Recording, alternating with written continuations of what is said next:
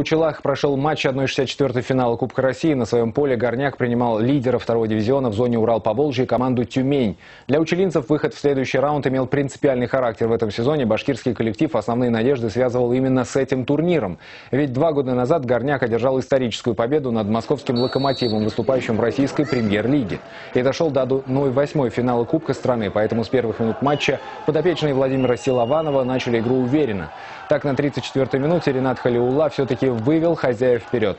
Но не прошло и минуты, как тюменцы сравняли счет. После перерыва гости отличились еще дважды. Но даже гол, забитый на 90-й минуте воспитанником башкирского футбола Булатом Хайернасовым, не спас команду от поражения. 3-2, и на этом «Горняк» завершил участие в турнире. А Тюмень впервые после 11-летнего перерыва пробилась в 1/32 Кубка России.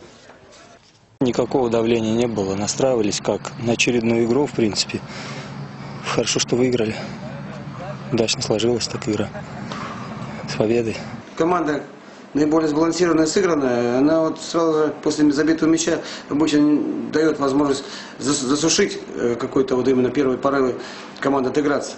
Перевести игру в спокойное русло. Нам нужно было просто просьба была моя вот 1-0. Сейчас немножечко было успокоить команду соперника.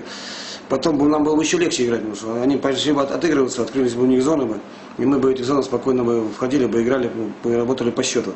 Но вот так было.